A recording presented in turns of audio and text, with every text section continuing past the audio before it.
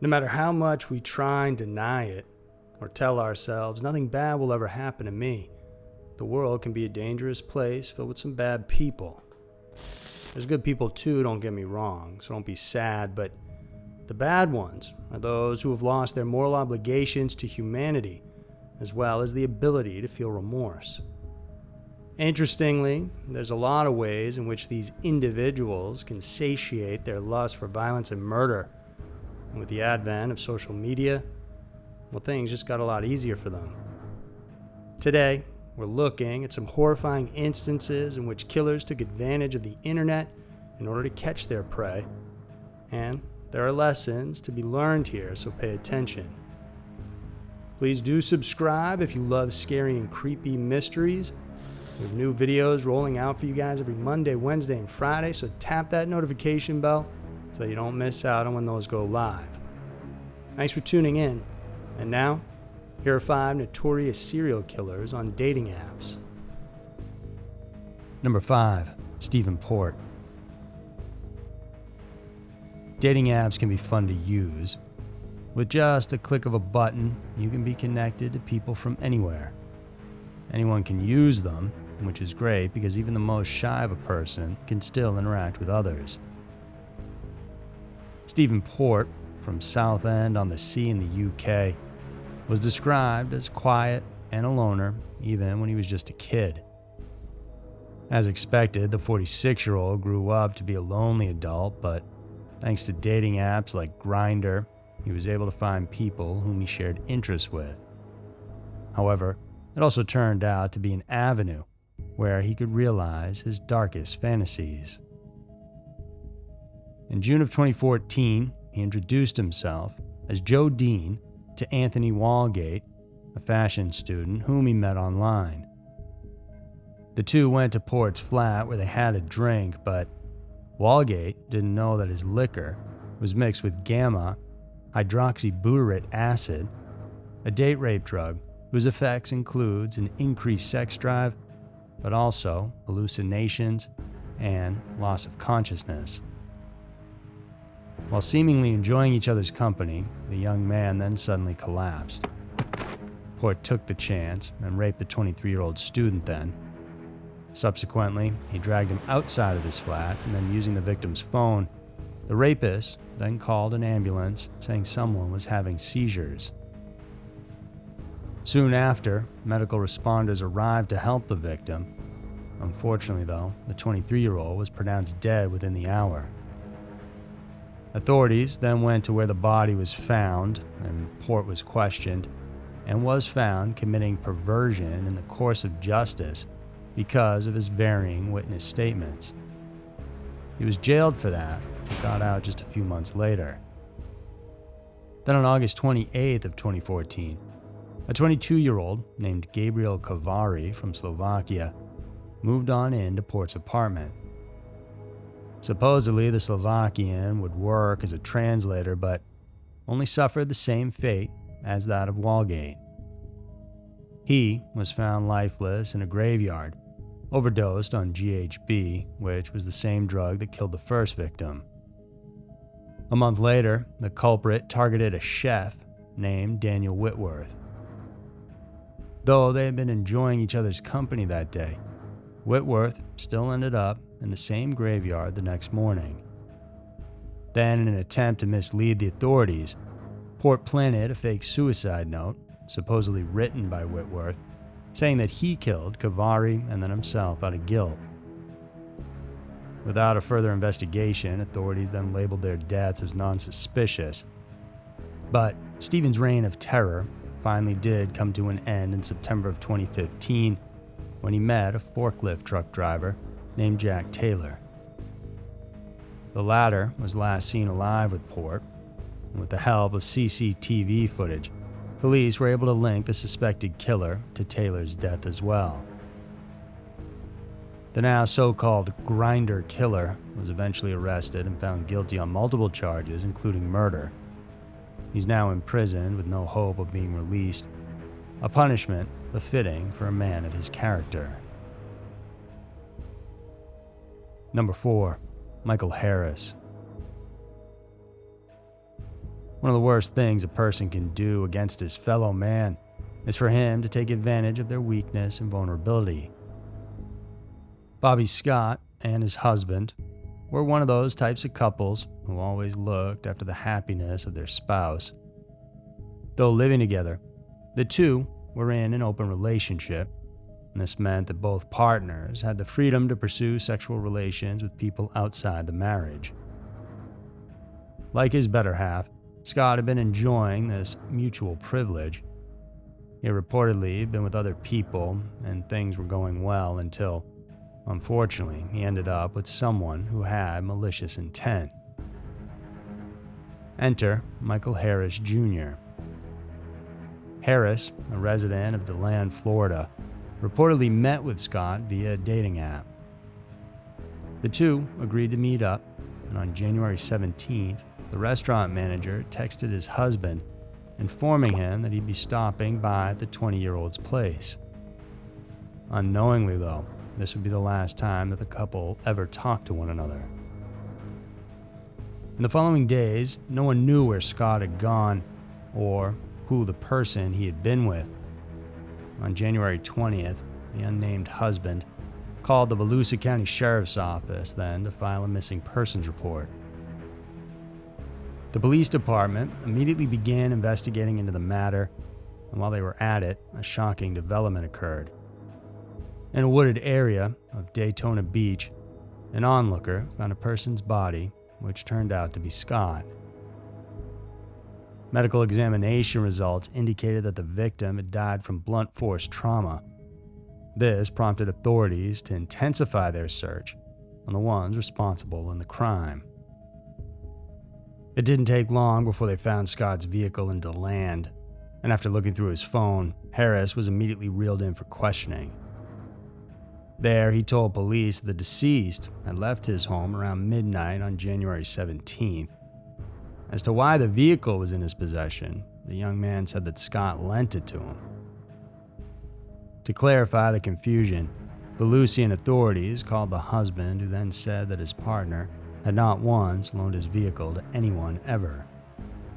For this reason, the police proceeded to arrest Harris, who in turn surrendered without further incident. He was detained and brought to the Volusia County Branch Jail, where he remains without bond. In a press release, the county sheriff said that Harris already had a record of gay prostitution, but more than that, he was infamous for blackmailing and sometimes robbing his clients turned victims. Unfortunately, his crimes had quickly grown from petty ones to the heinous kind. Number 3. Jamal Harris. Lately, there's been a running joke on the internet about dealing with expectations. Basically, it's a series of images, and sometimes videos, featuring a side-by-side comparison between things like food, items, and other merchandise. On one side, you get to see them projected in their most ideal appearance. However, the next picture illustrates what it looks like in reality. Funny enough, this joke may also apply on people. And while some would just brush the matter off in their mind, others tend to take it rather seriously. Jessica Truliet was among those who you might consider quite active in the dating world, and the 35-year-old had been using the social media app Tagged for quite some time. On October 2nd, the woman told her family that she'd be meeting up with a man named Jamal Harris. Both had met online beforehand, and it wasn't exactly revealed what plans they had, but their evening began with Truliet picking up Harris at his home in Marrero, Louisiana. We could only imagine the excitement she probably had in meeting the man. However, things went down the drain quickly when she saw Harris in person. In the next few hours, Truliet was texting a friend for help to get rid of her date for what may seem to be a very superficial reason. Turns out, the man didn't look at all like his profile pictures, and suffice to say, she didn't find the guy attractive. For the whole night, Truliet had been trying to get rid of Harris. She told him that she was expecting some other guy to come over to her place in Westwago. It was already in the wee hours of October 3rd when Jamal finally succumbed to her request. Perhaps to soothe the pain of rejection that Harris was probably feeling, the woman decided to drive him back to his house. But she didn't feel comfortable going alone, so Truliet brought her father, Robert Templet Jr., along. He was in the passenger seat while Truliet was driving, and this would be the last time that the two would be seen alive. At around 2 a.m, Templet Jr. and his daughter were found dead inside their vehicle that had stopped on the side of the road near the intersection of 4th Street and Garden Road. The initial investigation found the two victims shot in the back of the head. Detectives immediately suspected Harris, as he apparently had a criminal record of convicted armed robbery in 2007. But aside from this fact, police said that the person in question may have been insulted and felt upset over the woman's utter dislike of him. During the interrogation, Harris reportedly said that the woman told him that he looked like a pumpkin head. It also irked him to see her calling and texting with another person while they were together. The discrepancy of his statements when he was made to recall the events further fueled their suspicion. Because of this, the Jefferson Parish Sheriff's Department strongly believed that he was the culprit behind the killing. However, in his defense, Harris's lawyer said that someone else could have shot Truliet and Templet, but a judge found all the probable cause to detain Harris, who is now accused of murder. As in anything in life, we have the freedom of choice. It's everyone's right to choose whom they want to interact with. Harris's bitter reaction towards the woman's rejection could be a strong motive behind the killing, but who knows? Maybe there's really another person who pulled the trigger. Number 2, Talon Christian Bradley. The rising number of crimes committed on social media dating apps like Grindr has ultimately made these virtual places unsafe for everyone. On May 27, 2021, Westerville, Ohio's police received a 911 call from a person who reportedly found the lifeless body of Robert Allen Goodrich inside his home on the 600 block of Mohican Way.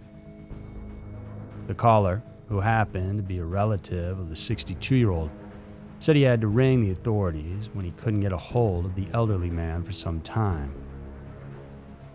Medical examiners ruled Goodrich's death as homicide. An investigation was immediately launched, and in the days that followed, police released a slate of photos captured from a CCTV camera, which showed a red Honda Civic. The vehicle appeared to be in poor condition, considering that it could be seen with a lot of damage on its exterior. Westerville police believe that this car could be connected in Goodrich's death. And with this, authorities were able to track down the driver, and during the routine questioning, they found out that this was exactly the person whom they were looking for. At the time of his arrest, Bradley reportedly told the officers that he met Goodrich on Grindr. As already worrying as it is, they also found out that the suspect had also met another app user, Randy Gwertz, on that very same day. The 63-year-old was eventually found dead in his home in Columbus. He too had been stabbed to death. The police report indicated that Bradley met the two elderly individuals and then murdered them after his encounter with each one. During his detainment, the young suspected killer surprisingly told police that he didn't do it. Still though, he was brought to jail and was assigned a $2 million U.S. bond, $1 million for each of the victims. Then, things took a much more shocking turn. In an obituary posted online, authorities said that Bradley had died while he was detained. He had apparently died of a suicide, although it was not revealed the exact cause of death. With his untimely passing, all charges against Bradley, including burglary and tampering with evidence, had been dropped. Can't be helped but for everyone to wonder what exactly happened to Goodrich and Gwirtz. It's also quite alarming to note that Bradley committed these heinous acts on the same day. Had he not been stopped, who knows how many other victims he may have killed. Number 1. Danwell Drayton. It's not surprising to note that many criminals in history have suffered or have been diagnosed with mental illnesses. On July 17, 2018, the NYPD received a 911 call about an unconscious woman found inside a residence on 145th Road near the JFK International Airport. This homeowner was later identified to be Samantha Stewart. Medical examiners confirmed that the 29-year-old had suffered trauma to her neck and head, meaning that she was strangled to death. It didn't take long for the NYPD to track down their suspect. At the crime scene, they found several pieces of evidence that linked the crime to a certain Danwell Drayton. He and Stewart reportedly met on an unspecified dating website. The 28-year-old also took some of the victim's valuables, like her phone. The police report said that the Brooklyn man used her credit card to buy a ticket to Los Angeles, and there he met another woman on July 22nd. He and this unnamed individual then stayed at the latter's apartment in North Hollywood. And, for a yet-to-be-revealed reason, Drayton suddenly held her captive inside her own home. It was there that he did some of the most unimaginable acts. According to records, he choked and sexually assaulted the woman by stuffing foreign objects into her body. Not content, the assailant then attempted to choke the life out of his victim. And as she was gasping for air, Drayton later admitted that he took pictures of her struggling to stay alive. To escape from her apparent death, the woman decided to play dead, and he then left her alone but stayed at the apartment. Meanwhile, a fugitive task force comprised of NYPD and units from the Los Angeles police were able to track him down at the apartment, and it was here that Drayton was finally captured. During that interrogation, the arrested man said that he had been hearing voices in his head telling him to kill Stewart. He also claimed that he suffered from schizophrenia and bipolar disorder, and for what may seem to be a far-fetched reason, he went on to tell the police that he was being mind-controlled. He said, "They used direct energy weapons on me to control my mind." Aside from Stewart, authorities believe that he may have killed other women as well, including an ex-girlfriend in Nassau County, New York. He was also accused of raping a Brooklyn woman whom he met online. If found guilty, Drayton could face more than 23 years to life in state prison. However, as of the time of making this, prosecution is still yet to prove that the accused is fit to face trial. So that's going to do it for today's video. Check out some of our other creepy stories on the channel. And for even more hardcore videos, go check us out on patreon.com/scarymysteries. We appreciate the support and hope you enjoyed the episode. Thanks so much. We'll see you soon.